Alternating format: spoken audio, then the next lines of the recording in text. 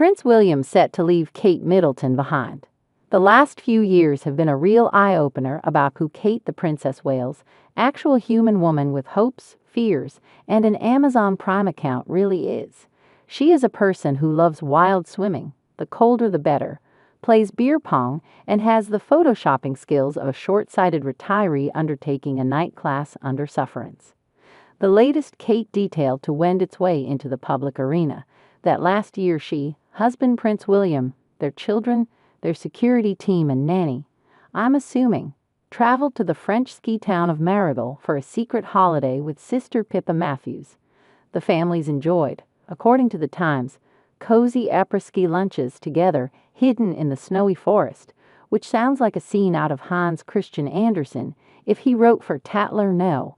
William is set to return to the continent for reasons that go beyond filling up the cargo space on RAF flight with decent Burgundy and crates of La Roche-Posay.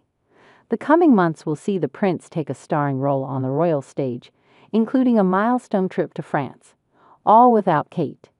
With 2 words in her history-making and history-shaking video last month, preventive chemotherapy, the princess wiped every carefully planned away day and charity selfie-a-thon of 2024 off the board, and damned right too.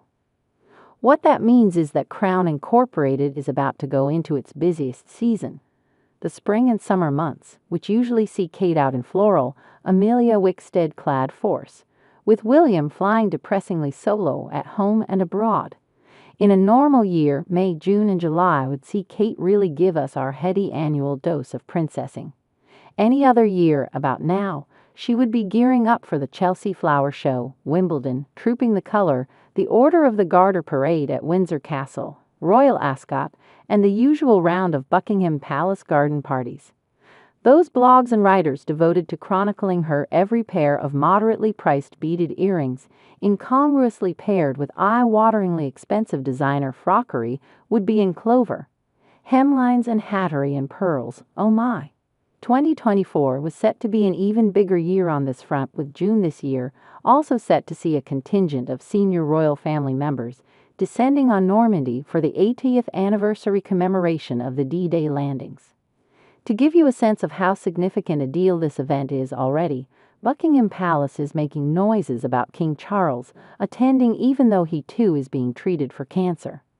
For His Majesty's first public appearance in months on Easter Sunday, that reportedly required careful planning, and he was seated slightly apart from the congregation inside St. George's Chapel.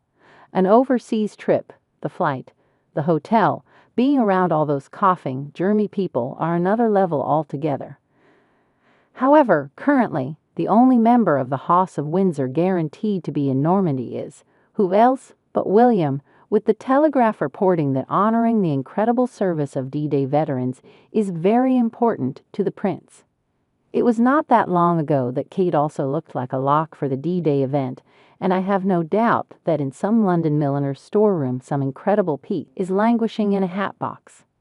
Whether the king is there or not, the image of William taking his place on the world stage for an event that will include presidents and prime ministers by the dozen will be something of a watershed moment after years of the Waleses working as a well-oiled unit for official and state occasions.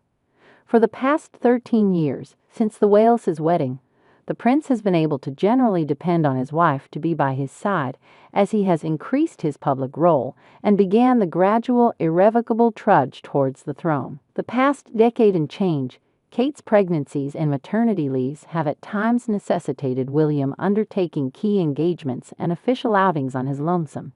Except those one-man HRH band outings happened in a fug of public jubilation and warm, fuzzy feelings given the arrival of a squidgy new ball of royal joy. The other difference with those the 3 years that the princess got to do her patented Linda Wing routine is that Crown Incorporated was going full pelt with the late Queen still adroitly running the show and Prince Harry and Meghan the Duke and Duchess of Sussex having ensorcelled a swooning public. I don't need to tell you that the royal world looks diabolically different today. What lies ahead is just William having to do his somber, dignified statesman routine on his Todd for decidedly tough personal reasons. The prince is now staring down a series of high-pressure and high-profile events without the ballast and support of his good lady wife and her hat of the day.